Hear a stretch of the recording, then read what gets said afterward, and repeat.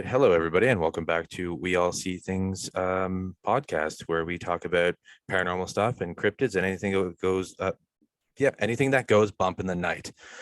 So I'm Nathan, and this is Lauren, and we're going to talk about our experiences last night in Aradale, lunatic asylum, paranormal investigation.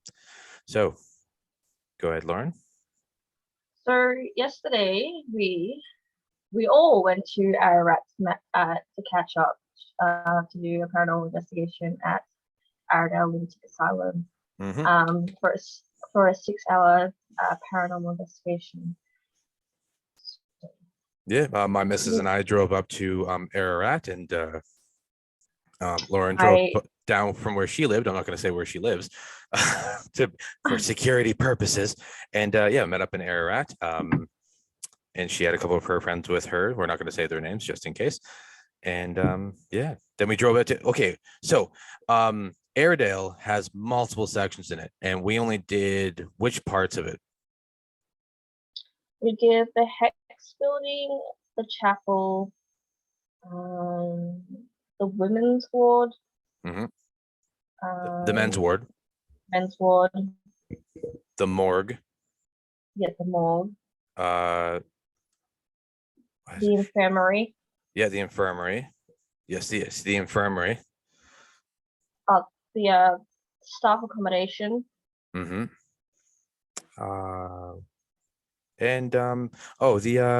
yard where the men and the women kind of went out, not at the same time, separately. And we got to go to the yard. ha-ha wall. Yeah, where the morgue was. Yes, where the morgue was.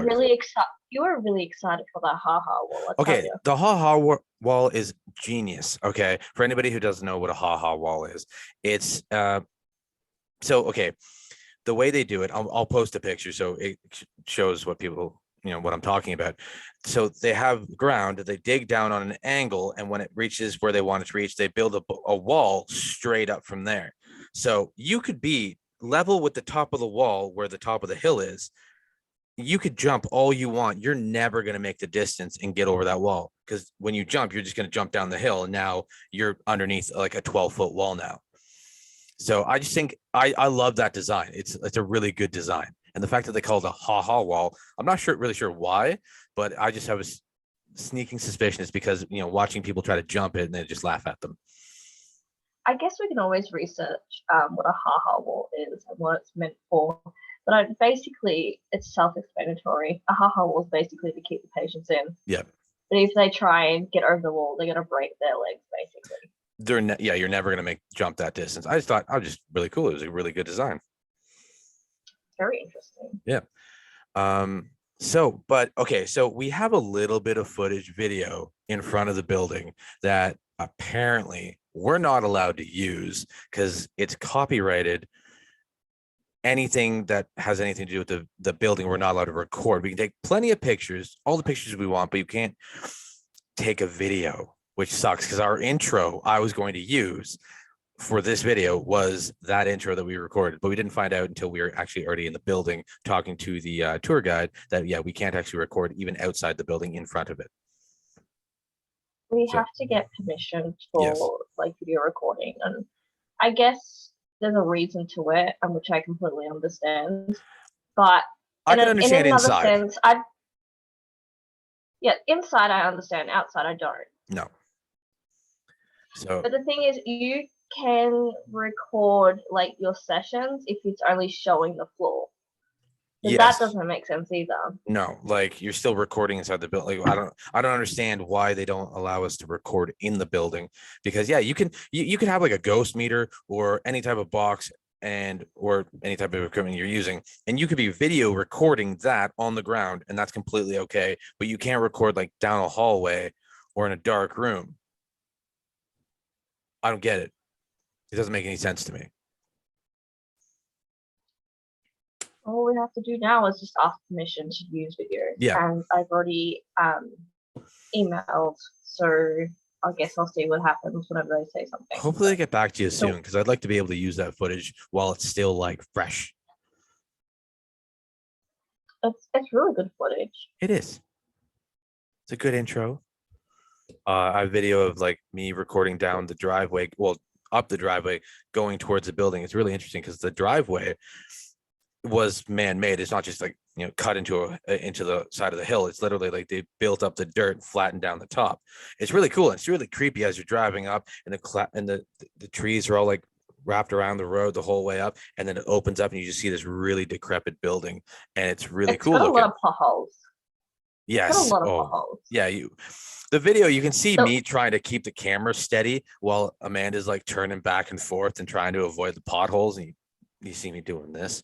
the one at the end, oh, like when you first go up, was completely insane. I'm like, I literally had to swerve over just so I didn't go down the bloody hole. I know, like I understand they're allowing the building to just like fall apart, but you could at least fill a pothole. With dirt. It's not that I know it's not, but yeah. So this was a 6 hour tour. It started at 8 and went 8, yeah, 8 and went until 2 a.m. So Mhm.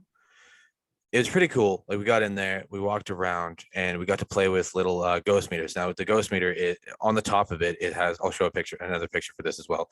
Um, Red light to indicate that there is something present, and then an indicator that it's very simple. Like it's an indicator goes from green to red, and it clicks when it moves. And you ask it questions like, "Are you a man?" Once for yes, two for no. So once would be like click, and then two is no. So it'd be click, click for no. We got a fair bit of hits with that, which was interesting. So, like, basically, what a ghost meter is, it detects electronic, oh my goodness, here we go. Electromagnetic fields, for low, it's to use, this is, oh my God, I can't speak. You don't have to cut this shit out. That's all good. So a ghost meter is electromagnetic fields basically, and it goes off by that. And it's if you put like your phone over top of it, it won't really detect it as much as a K2 meter. So a K2 meter is basically an EMF meter as well. Mm-hmm. But using the ghost meter, it's it's very hard to what's the word? What are the words? Detect with a phone. Mm-hmm. The ghost meter was pretty cool. Like we got some hits. Now you got to think, like I said, I'm a novice. My missus, she's a novice as well. Yeah, like this is the second time we've ever done anything, and so using it was pretty interesting. Like Brand, like you'd be holding it and it would just go red, and then you ask it questions, yes or no questions, nothing complicated. Like, are you a man? Yeah, once for yes, two for no. That's it. That's exactly it right there. So show them. Yeah. So this is the ghost meter. This is what we use. I'll show a picture as well to show more detail. Yeah. So as I was saying, like you can turn it on, it will light up. And what I was saying about the phone thing, like a lot of people will put a phone near it. And if you do put a phone near it, it basically will go off. But it doesn't. And a lot of things do, you know what I mean? Oh, it was flickering there. It's probably because it's near the computer. Yeah, exactly. Yeah. So what I'm trying to say is that if you do put a phone near it, it won't work. But if you put like a computer or something near it, it will. Mm-hmm. And that's how you stuff up your equipment if you keep doing that. That's one of the best ways to deal with that or handle that type of equipment is to literally turn it on, put it on a windowsill or something that doesn't have any electricity going through it. Most of the time, most of these buildings don't have any electricity going through it. So anybody who's like, yeah, what about electricity in the walls because of wires and stuff like that? Well, if there's no power in the building, there's no electricity in the walls. So you place it against something and then you step back away from it. It shouldn't, there's no way in hell it's going to detect your cell phone, your laptop, whatever other equipment you have. So if you're using any equipment, keep it away from each other when you're using it, because it might interfere with each other, and then you can't trust your readings. That's why I put our phone on airplane mode, so our phones don't like bug it basically, or we put our phones like in a backpack or something. Yeah. But I also use my phone to take pictures of that if I don't want to use my massive camera, because that's a lot to hang around with. Like yes, with all the equipment that I had yesterday, You know, a lot of people are like, oh, do you want me to hold this? Do you want to hold that? I'm like, no, I'll be fine. I'm good. The only thing I wanted to hold was the box, which had the SLR camera in it. Yeah. Which is That quite thing was heavy, by the way. It is quite heavy. I carried that for a bit, and I had my arm around it, so I like pulled it against my hip because I didn't want to walk through a door and bash it. So I'm like walking in a weird, twisted way through doorways and stuff. But yeah, it was quite heavy. It is quite heavy, and when I go solo, like a lot of people are like, oh my god, how do you carry all that? I'm like, well, just carry it. I'm like, You just got to figure it away and just deal with it. pretty much. But yeah, so like so we started out in the Hex Building, and they don't really know what the Hex Building was used for, other than the fact that they had people who had what's the correct way to say it? Special needs, the special needs people of all ages, really. In this area, it was carpeted. You could tell that it was used by special needs people because there were still drawings on the walls, finger paintings on the windows and stuff like that. That room was very interesting. It's called the Hex Building because they don't know what it was called originally. They called it Hex because it has 6 sides. It's a 6-sided building. That's it. That's the complicated name. Yes, that was the first time I actually got to handle one of the ghost meters, and it was interesting. It went off. We asked questions, and they reacted in all the ways you'd think that it should react. So it was interesting. Nothing concrete, but interesting. Like, it's an interesting little building. It is. It's like when you hear stories about a Hex building with people with disabilities. It's really sad, but sometimes that's their forever home, basically. And if that's what's going to keep them occupied, then I guess they kind of like it, but some really don't. But unfortunately, in those circumstances, back in those days, just, kind of don't have a choice. Yeah, back in the day, people didn't know how to handle people with special needs and often just put them in homes, which is very sad. And it's very sad. Well, they didn't know what was like, because they didn't know what was actually wrong with people back then. Like people were eccentric or a little bit, slow or different things with them. Like they would just put them in a home, be like, you deal with them. I don't know I don't know what to do. I don't know what's wrong with them. And it's like they were saying yesterday, there was nurses from the age of 16 right up to their 20s that are very unexperienced and putting them into a mental asylum. That would have been terrifying. That would have been crazy. Like, just imagine having no real experience as a nurse and then dealing with people who they don't know what's medically wrong with them and telling them, like, okay, deal with that person. It's like, what the fuck am I supposed to do? And so that was the kind of thing that the nurses or the staff at Aradale had to deal with on a daily basis, was like people who you didn't know what was going on in them. I think the only trained people there was like the matrons and the doctors. Yeah, probably. Yeah, that's probably a good point. And most of the time, they probably just push their staff to deal with them. Like, you deal with them. I'm busy doing paperwork. Pretty much. And I think like when it came to nurses, I think they're more the factors of trying to keep them occupied in a way. And Yeah. that sounds like I know that sounds bad, but that's the only way I can really put it. Also trying to tie them down onto a bed would be absolutely insane. Yeah, it was and terrifying. Exactly, for everybody involved in that. Just like, how echoey it is. Imagine hearing that every day as a nurse going through that, and you hear that, and it's so echoey. You can hear it everywhere. Oh yeah, like those hallways are not made to hold sound. Like it echoes down the hallway. But yes, fine. People would be like, oh, but there'd be more stuff in the hallways. You're correct. But these hallways are like 20-foot ceilings and cement walls and like just echo. It's like it was made to echo. It'd be perfect for like a cappella or whatever. But like it'd be insane to have to deal with that on a daily basis. So that's why this place is considered very haunted and stuff like that. This place has over we checked it when we came home. I think it said that it has over 3,000 deaths were recorded in the 130 years it was open for. And not just patients, staff as well. Like there's many times staff were either killed or committed suicide at Aradale, which is insane. And apparently we have to be careful. I have to be careful. Lauren is not going to be talking about a lot of this stuff that I'm going to be talking about, because apparently we're not supposed to be talking about this. It's not supposed to be public knowledge, but I'm going to talk about it because I think it should be talked about, because this is the type of stuff a lot of different hospitals back in the day had to deal with, and a lot of the patients there never got justice for it. So I feel like it should be talked about. So I'm going to talk about it. And if I get in trouble, then I get in trouble, and I'll wear that, and I don't care. It's not on Lauren. I'm going to state that right now. So let's begin. So what I've gathered of information that I'm not going to say, but Yeah. I have, felt very deeply and very upset for patients, especially. Mm-hmm. Like, when you hear about mental asylums, the first thing that comes to your mind is crazy people, because they call it a mental asylum. Or lunatic asylum. That's true. Which is horrible. Bad name.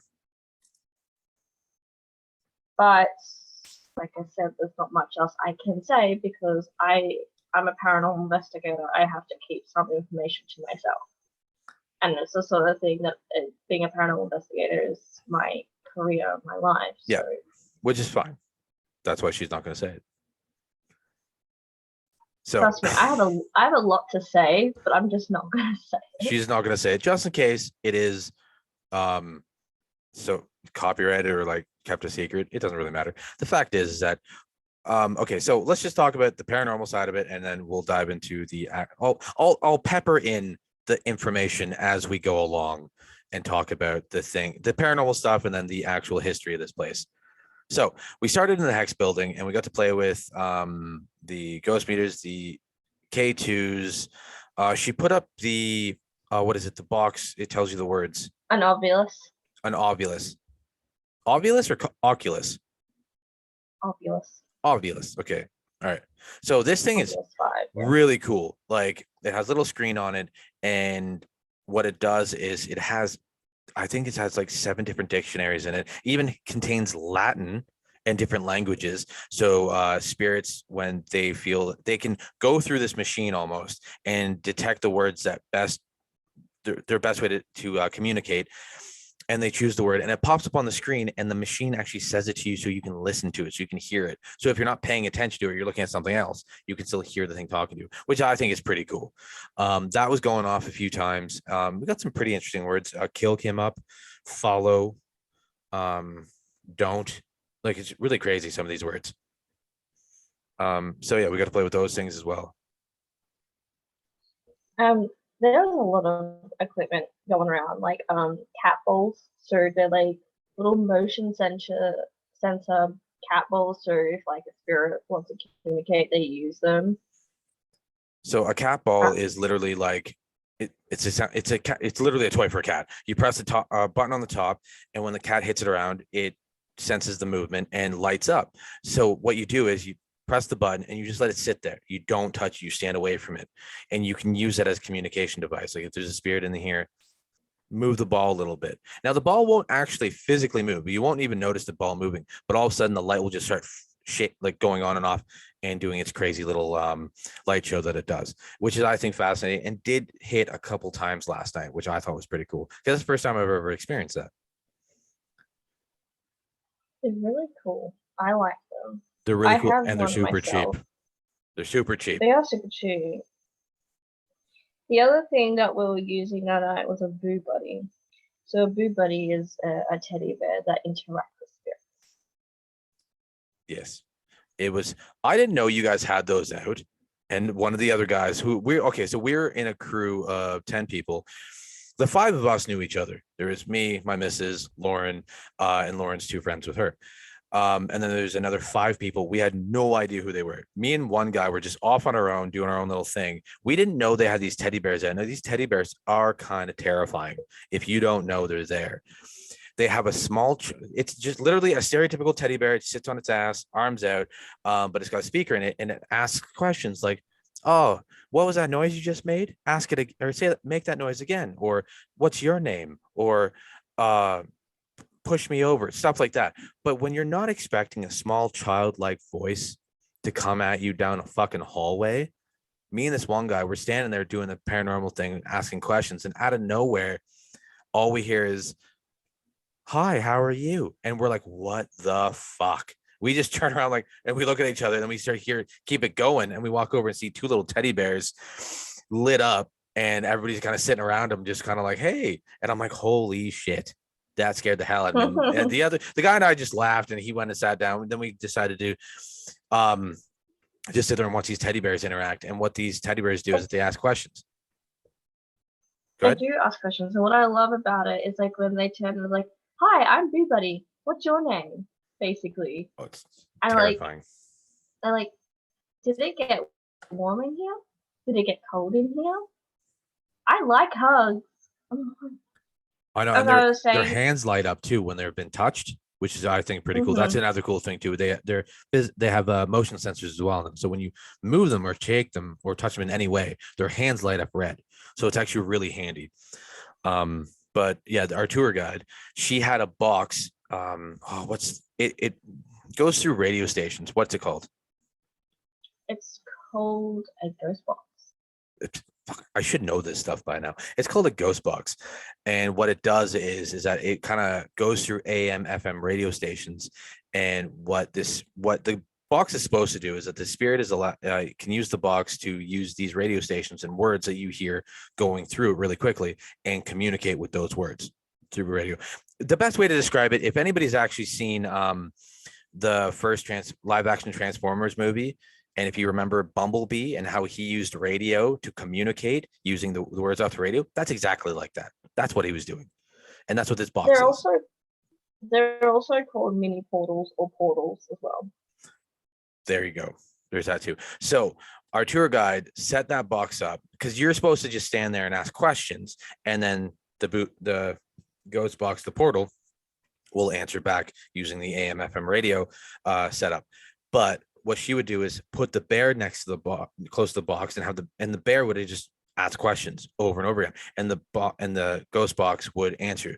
Now, we didn't really get any hits on that last night, which I was kind of like, it happens, but I really wanted to get a hit on that. That would have been really cool. It would have been really cool. What was that? I said it would have been really cool. Well, like we've said many times, it's not like what you see on TV. It's a long night of a lot of nothing, and you might get a couple hits. That's it.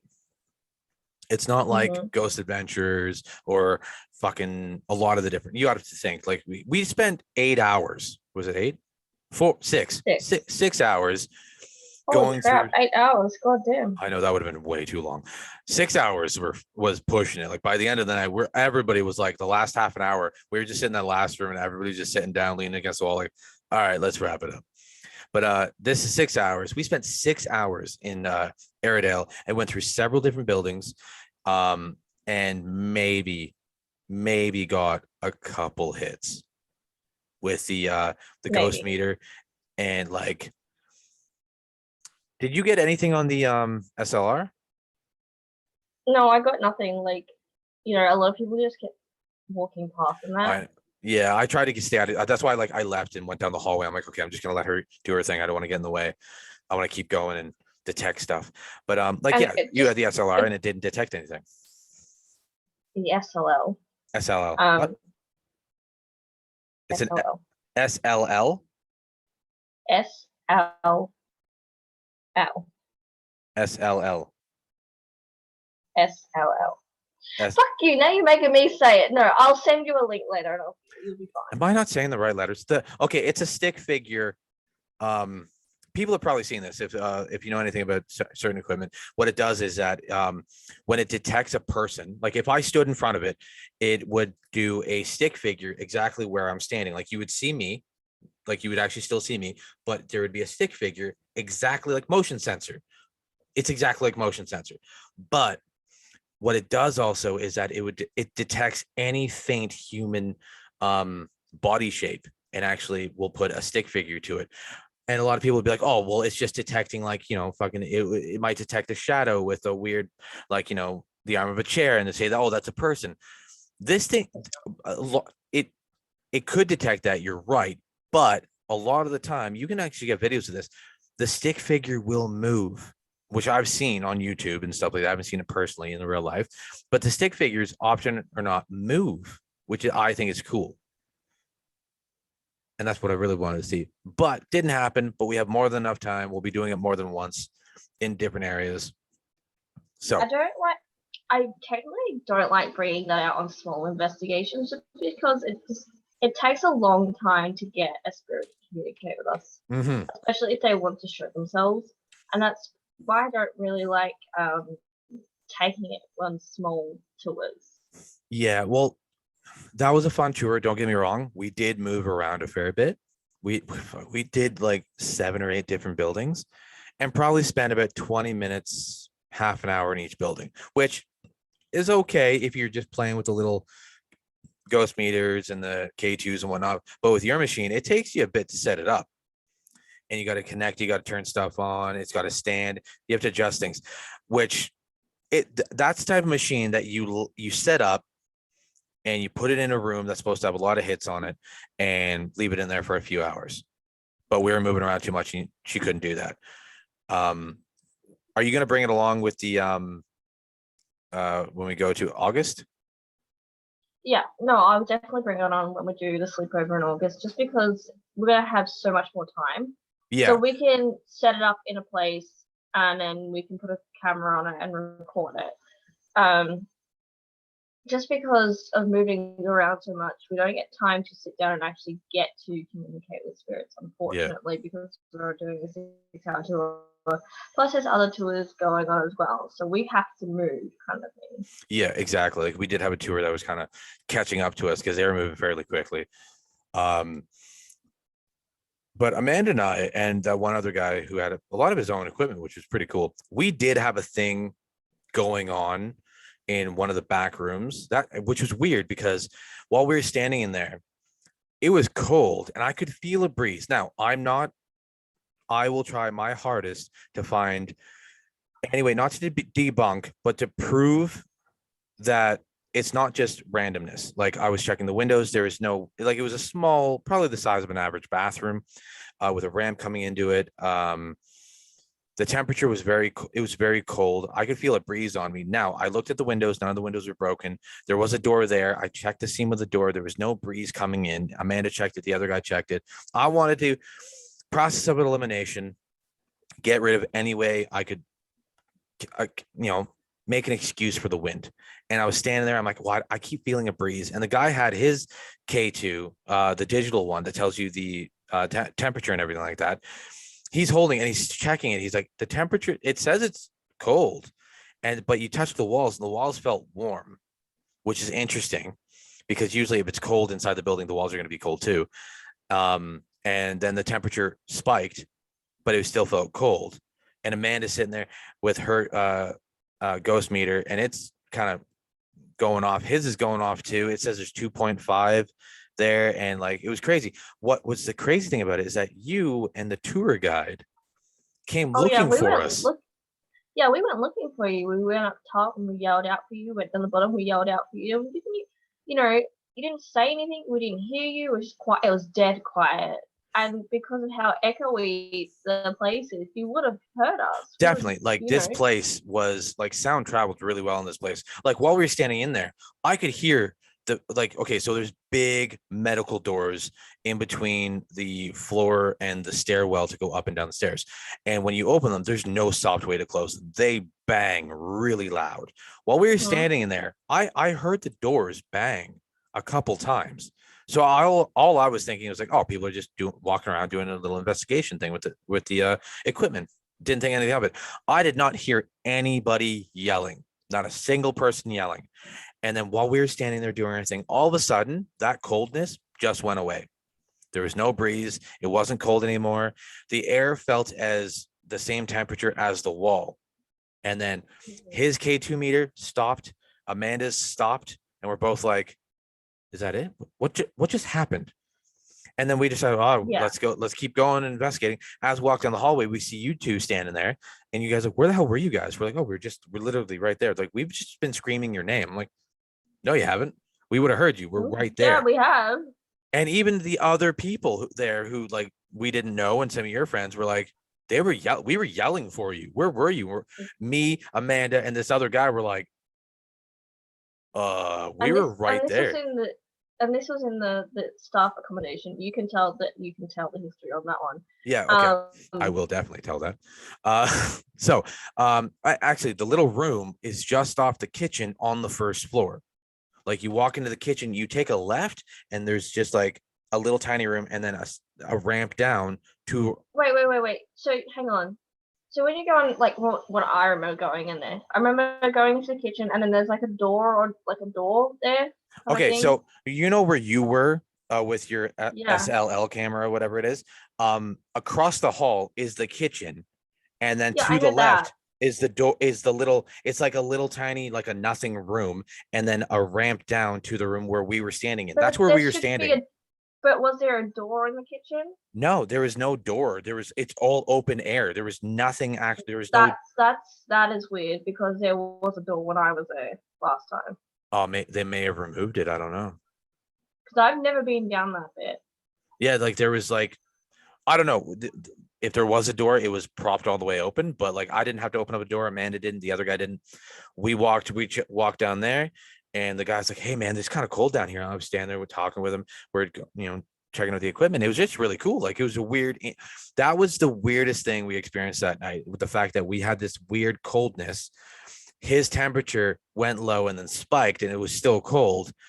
And their ghost meters were going off. You guys were apparently screaming for us, and we didn't hear a word, not a we word. literally came down because I said to go, like, you want me to come with you just to help people not going by yourself. She's like, yeah, she'll come along.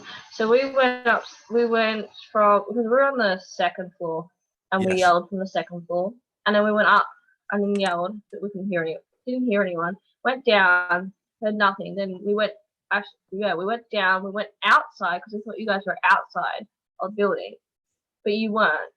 And then we came to the bottom floor and yelled out, and then you guys like yelled out, like, yeah, we're here.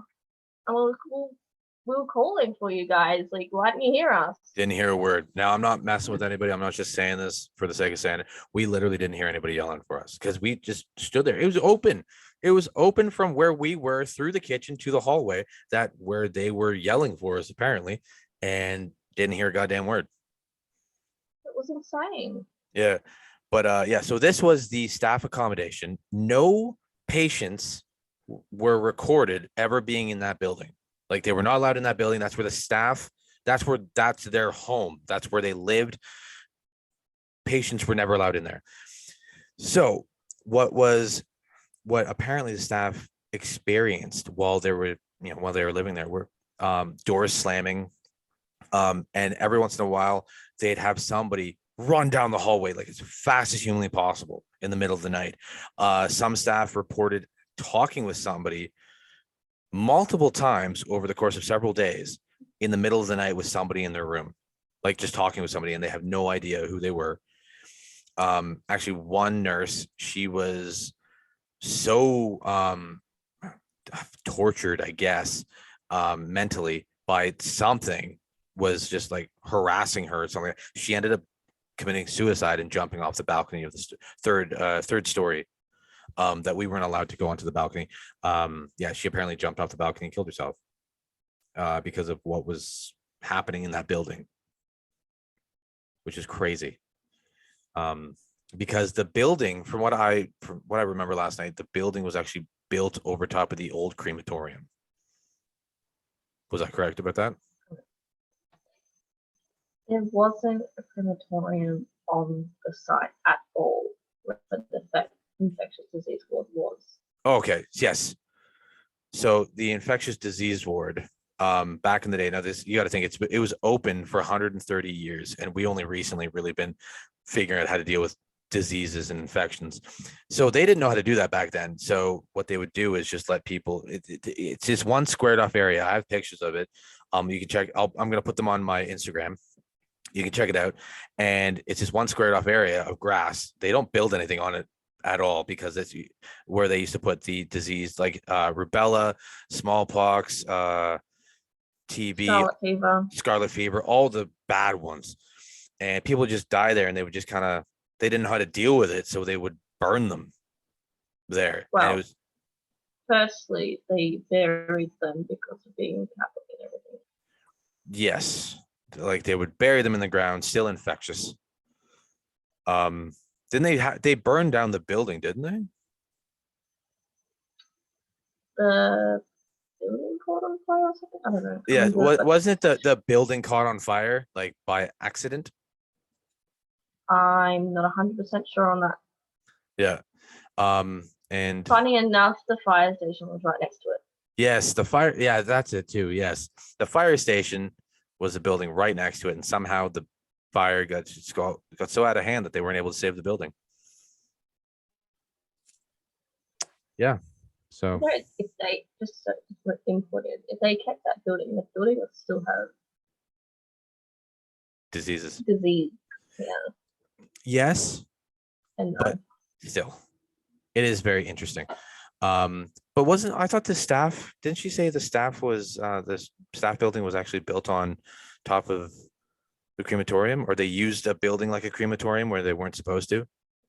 I think the building was built in like 1920s or something like that before they got their accommodation to all the stuff. Yeah. So a lot of shady stuff happens or happened on this at this hospital. People, I'm just gonna say this: every lunatic asylum has something shady to it. oh yeah, there's not a single one where like from day open to day close, we're like, no, we follow the rules 100%. Everybody was treated with respect here. Not a single hospital can claim that.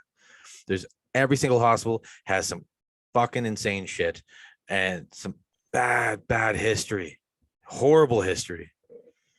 And I've read some things. Okay, like I've been researching all day, and I've read some things. I'm not gonna say on here because obviously just in case, but I have read some pretty gnarly things today, and I'm just like, why? Like, why did that happen? Why did that take place? The thing is, they built a mental asylum that is so big that can get out of control so quickly. yes. How many people can it house at any given time? Like up to 1,000 patients. It was a lot. It was a lot of people at any given time. You have to think the amount of people that they could house that were not exactly right in the head. Some were, a lot weren't. And you have to think, if you were and you're put in this place and have these horrible things happen to you, you're not going to be for very long. So yeah, so we got to check out the women's ward, which was pretty insane, pretty crazy. We got to check out the electroshock therapy room, which was just knowing that happened there is just another thing altogether. So let me just jump in here about the patient thing. So they at its height it housed 1,000 patients and 500 staff members. So you have 1,000 patients and 500 staff members. It's 2 to 1. It's 2 to 1, and you have to think some of these patients were meant to be here. Like they weren't exactly stable and nice, and yeah, very strong. And you got to think a lot of these staff were women, and I'm not saying women are weaker. I'm just saying smaller, probably can't defend themselves like a crazy person could. It's like it's because like I think before they were allowed to have women in the men's ward, there was male patients because they would split it. Just because you'll have male nurses and then women nurses. So the women would work in the women's ward, the men will work in the male's ward. Yeah. I think because, as I would say back then, men are more masculine and stronger than women. Mm-hmm. The other thing about mental asylums or lunatic asylums, what I don't like about it is that if your husband doesn't like you and doesn't want to get a divorce, they will put you in there. If you dress wrongly or don't do something properly, you're in there. It's based on like stupid stupidity, Mhm. little things that make you end up in a mental asylum. Yeah, the whole like it did happen a lot too. Men would bring their wives there when they didn't want to divorce them because, and they couldn't divorce them because they were Catholic and whatnot. So they would just bring their wives there and be like, she's crazy. And you have to think, you have some guys coming out of a hospital and that you just kind of realize your husband's going to throw you in a mental asylum. You're going to start kicking and screaming and trying to fight your way away. That's just going to make you look crazy. So they're going to be like, yep, this guy's right. She's crazy, and drag her in there. And that's it. That's it. Well, That's it. another thing is that women back then never had a say in anything. The man always had a say in Yep. everything. Mm-hmm. The man works and provides the family, and the woman cooks, cleans, and looks after the family. And women did have no say until later on, which is kind of sad because Yeah. it should be equal. It shouldn't be just one-sided and stuff We've like that. come a long way. We've come a very We have come a long way. I'm just saying, back in those days, I just find it completely and utterly wrong. Oh, That's yeah. not fair. It was insane back then that you could just do that. And they would just take people. They wouldn't be like, let's evaluate them first and see what's going. No, they would just take people like, yep, you're 100% right. Take her. It's like if your husband like wanted to divorce you and didn't want children and you were pregnant, and it's like, well, I'm gonna stick you here because I don't want you and I can't get divorced because I'm Catholic. Nothing against religion. Don't come at me. It's like that kind of thing back in the day. Mm-hmm. Yeah, it was crazy. So a lot of these, you got to think, a lot of these women, some of them at least, would go in there perfectly fine in the head, nothing wrong with them. It's not just women as well. It's also men. Yes, a lot of men were taken and put in there because they just were arrested, acted differently, were a little just eccentric. Maybe back then, obviously, autism was treated much different. Being gay was a big fucking thing. Like you obviously, they saw that as a disease, like a mental problem. So they would take them and throw them in there. And obviously, a lot of people look down on that, and bad things would happen to them in there. Horrible things. I'm just gonna say, I'm so glad that we have come a long way since from there. Oh, definitely. Like it is. Oh, Jesus Christ. You got to think of the amount of people that are saved now just because now we know how the brain works better. And we know that, like, just because you're different in the head doesn't mean you're bad or insane. Like they can figure out like, okay, well, you're different this way, so this might be a better avenue for you in your life. Take this way instead. Like it's not all the same thing anymore. And there's a lot of people out there now that who do really do support the LGBTQIA, and I'm part of that myself. Plus. And yes, sorry, you forgot the plus. Yes. Gonna get canceled. Sorry. But no, see the thing, I'm part of that as well because I am bisexual. I'm not afraid to say that. Yeah. So I'm part of it as well, and I'm so glad that we have came such a long way from way back then. Exactly. And knowing more about the history of what happened in lunatic asylums is quite unsettling and very upsetting. Exactly. Like when we were in there, we did like most of the night was just using the ghost meter, and it was just getting hits with the the light on the top would go and then the meter would go. I enjoyed the night. It had a lot of fun exploring, learning about the history, the paranormal aspect of it, a bit of hits, but that's just some nights are just like that. They're hit and miss. Some nights, like you said, like we've said many times, you go there, you have a bunch of hits. Some nights it's a bust.